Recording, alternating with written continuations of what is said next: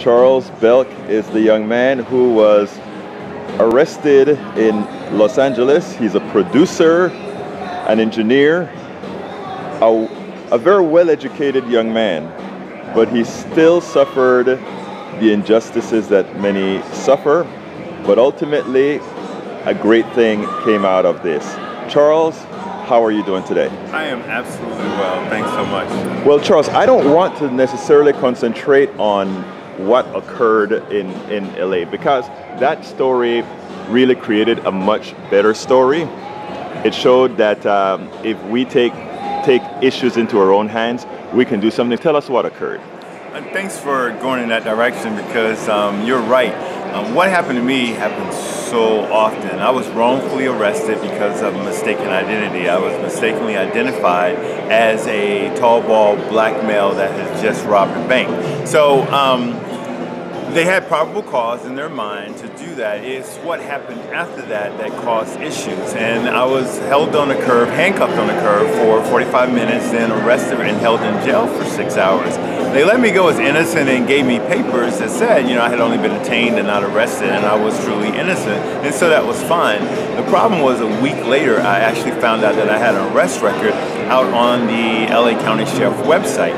Now, that's the process that once you have an arrest record can affect you with getting a loan, getting a job, and a host of other things. In California, for example, you then have to spend up to $5,000 on average in 6 months of your time to get that arrest record erased.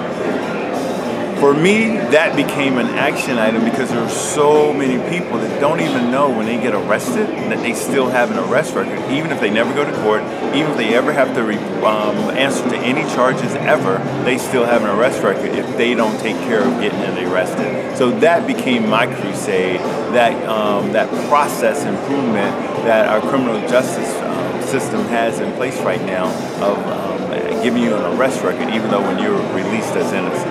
Now, Charles, many organizations are out there fighting against these issues. They're fighting against police brutality. They're fighting against police, the different types of police arrests that are unwarranted, etc.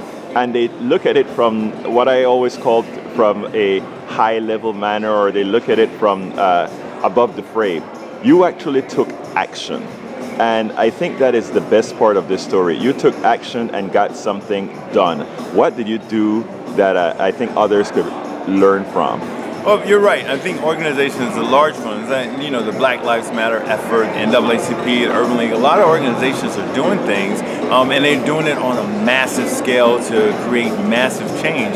And I think that's good. We all should be a part of that. But we all should also kind of inventory our own skill set, what it is that we're good at, what it is we can do, and take actions on our own. I looked at my engineering background, for example, and I worked at IBM, and I was really involved in process improvement and process re-engineering, and I saw what happened to me as a process that needed improving. So what I did was figured out how to make that happen. I had no idea when I went into it. I started with this nationwide petition that was addressed to attorney generals because I thought that was the right way.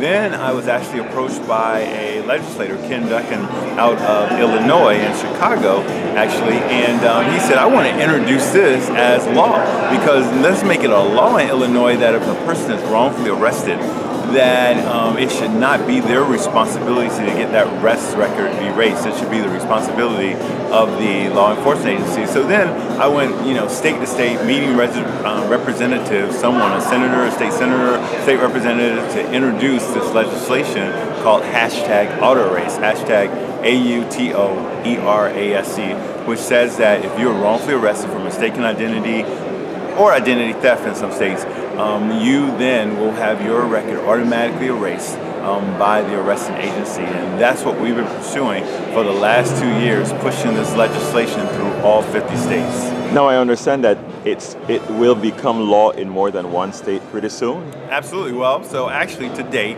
after 2 years, it's been introduced as a bill in 14 states. It has actually been signed into law in 4 states. It's been signed into law in North Carolina, that was the first state, then Illinois, then Colorado, and most recently Rhode Island. In fact, next week the governor of Rhode Island is doing an official bill signing ceremony for the bill.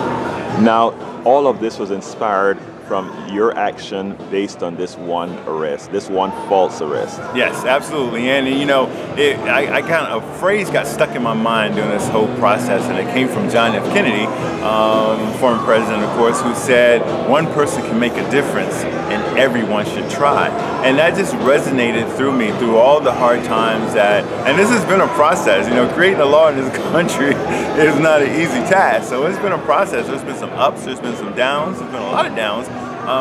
But there's nothing like getting that, you know, watching on the internet or actually being in the chamber when you see a group of lawmakers voting on a law that you inspire, that you push through, working with the legislator or legislators to get brought to the House floor or the Senate floor and then actually voted into law.